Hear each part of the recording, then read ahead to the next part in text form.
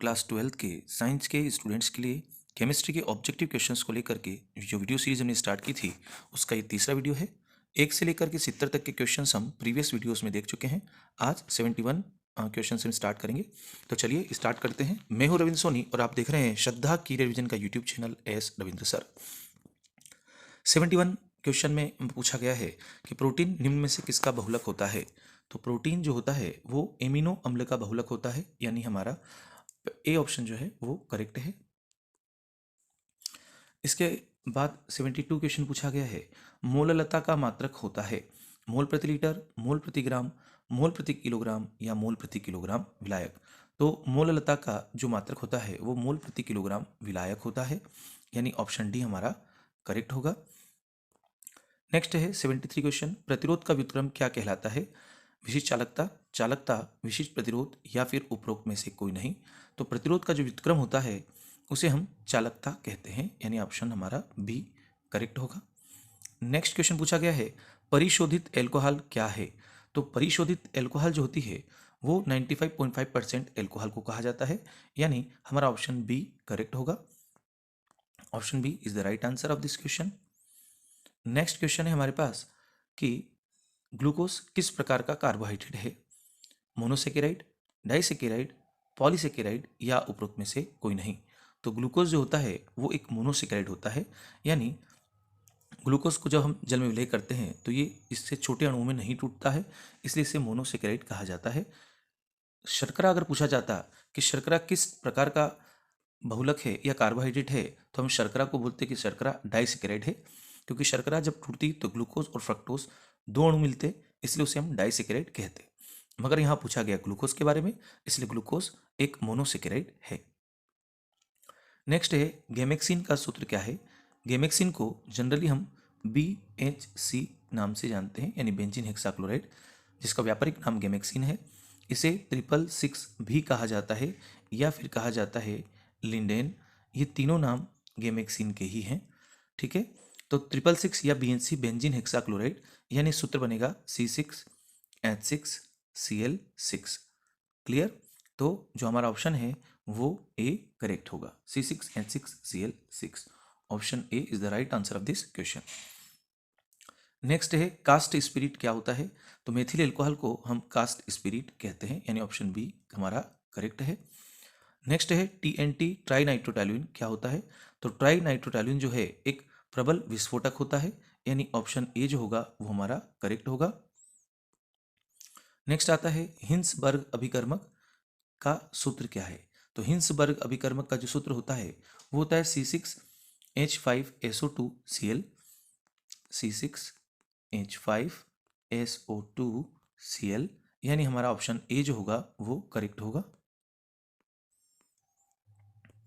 Next question है हमारे पास, nucleic अम्ल का प्रमुख कार्य किसका संश्लेषण करना है।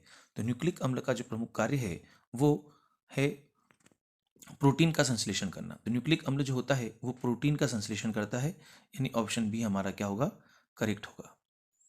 नेक्स्ट क्वेश्चन आता है हमारे पास, प्राथमिक एल्कोहल ऑक्सीकृत होकर क्या बनाते हैं। तो प्राथमिक एल्कोहल का जब ऑक्सीकरण किया जाता है तो हमें एल्डिहाइड प्राप्त होते हैं, यानी ऑप्शन ए हमारा करेक्ट होगा। नेक्स्ट क्वेश्चन पूछा गया, निम्न में से किसमें से सरसों के तेल के समान गंध आती है। आइसोसाइनेट जो परीक्षण होता है उसको मस्टर्ड ऑयल परीक्षण भी कहा जाता है, और जो मेथिल आइसोथायोसाइनेट बनता है उस मेथिल आइसोथायोसाइनेट से सरसों के तेल के समान गंध आती है, यानी ऑप्शन बी हमारा करेक्ट होगा। नेक्स्ट है फ्रियान है। फ्रियान क्या होता है। तो फ्लोरोक्लोरोकार्बन को या क्लोरोफ्लोरोकार्बन को हम फ्रियान कहते हैं, ठीक है। क्लोरोफ्लोरोकार्बन जैसे कि CF2Cl2, डाइफ्लोरो मीथेन, ये एक फ्रियान है, ठीक है। इसे हम CFC भी कहते हैं, CFC क्लोरोफ्लोरोकार्बन। तो क्लोरोफ्लोरोकार्बन जो होते हैं उसे हम फ्रियान कहते हैं, यानी ऑप्शन ए हमारा करेक्ट होगा। मुंह की लार में कौन सा एंजाइम पाया जाता है। तो हमारे मुंह की लार में टाइलिन एंजाइम जो होता है वो पाया जाता है, यानी ऑप्शन ए हमारा करेक्ट होगा, ठीक है। नेक्स्ट आता है एमिनो अम्लों को आपस में कौन सा बंध जोड़ता है। तो एमिनो अम्लों को आपस में पेप्टाइड बंध जोड़ता है, यानी ऑप्शन ए हमारा करेक्ट होगा। नेक्स्ट है आइसोसाइनेट परीक्षण देता है, कौन देता है? 1 डिग्री एमीन देता है, 2 डिग्री एमीन देता है, फिनोल देता है या ट्राई एथिल एमीन देता है। तो आइसोसाइनेट परीक्षण जो है वो 1 डिग्री एमीन देता है, यानी हमारा ऑप्शन ए जो होगा वो करेक्ट होगा। कौन ग्लिसराइड नहीं है? वसा, लिपिड, साबुन या फास्फोलिपिड? तो जो साबुन होता है उसे हम ग्लिसराइड नहीं मानते हैं, यानी हमारा ऑप्शन सी करेक्ट है। नेक्स्ट क्वेश्चन है रक्त का थक्का जमाने के लिए कौन सा प्रोटीन उत्तरदायी है? जब हमारे लग जाती है और खून बहने लगता है तो थोड़ी देर में स्वतः खून का रुकना, खून का जो बहना है वो रुक जाता है, इसको कहते हैं रक्त का थक्का बनना। रक्त का थक्का जमाने के लिए जो प्रोटीन उत्तरदायी होता है उसका नाम है फाइब्रिनोजन, यानी ऑप्शन ए जो है हमारा वो करेक्ट है। नेक्स्ट है विटामिन ए की कमी से कौन सा रोग हो जाता है? तो विटामिन ए की कमी से रतौंधी नामक रोग हो जाता है। ठीक है, तो हमारा ऑप्शन ए करेक्ट है, क्योंकि बेरी बेरी जो रोग है वो विटामिन बी की कमी से होता है। नेक्स्ट हमारा जो क्वेश्चन आता है वो आता है विटामिन बी की कमी से कौन सा रोग हो जाता है?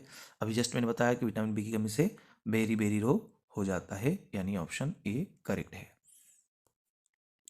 ईडीटीए किस प्रकार का लिगेंड है? ईडीटीए इसको हम बोलते हैं, ईडीटीए को जो हेक्साडेंटेड यानी कि षटदंतूर, तो ये षटदंतूर है, यानी इसके पास 6 इलेक्ट्रॉन युग्म होते हैं जिसे ये दान कर सकता है। ठीक है, तो ईडीटीए एक हेक्साडेंटेड है, यानी षटदंतूर से माना जाता है, यानी ऑप्शन सी हमारा करेक्ट होगा। नेक्स्ट आता है हमारे पास विटामिन सी की कमी से कौन सा रोग होता है?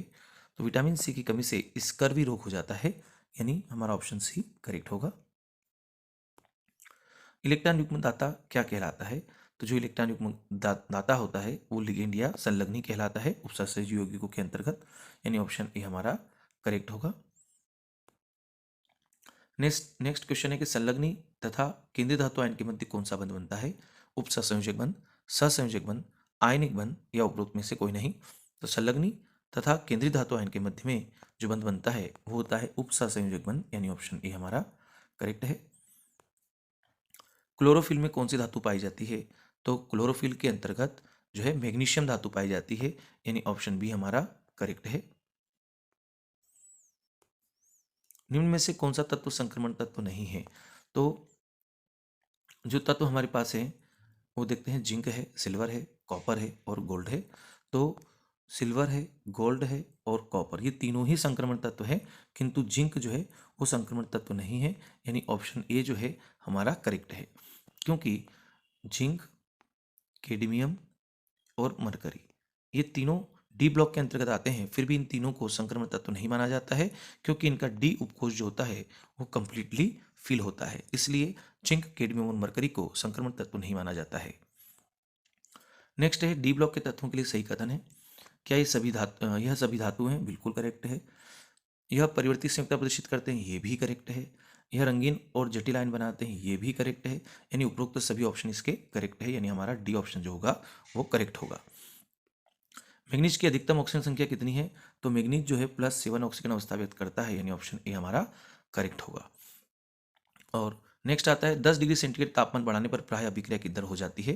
तो हम जानते हैं कि किसी भी अभिक्रिया का तापमान जब 10 डिग्री सेंटीग्रेड बढ़ाया जाता है तो अभिक्रिया की दर प्राय दोगुनी या इससे अधिक हो जाती है, यानी ऑप्शन बी जो होगा हमारा करेक्ट जवाब होगा। और अंतिम प्रश्न है, 1 मोल अभिकारक को उत्तेजित करने के लिए रिक्त स्थान फोटान की आवश्यकता होती है। 1 मोल अभिकारक को उत्तेजित करने के लिए हमें 1 मोल फोटान की आवश्यकता होगी, यानी ऑप्शन ए हमारा करेक्ट होगा। ये थे आपके 100 इंपॉर्टेंट ऑब्जेक्टिव सब्जेक्ट केमिस्ट्री से। अब अगले वीडियो के लिए दोबारा मिलते हैं, तब तक के लिए धन्यवाद। जय हिंद।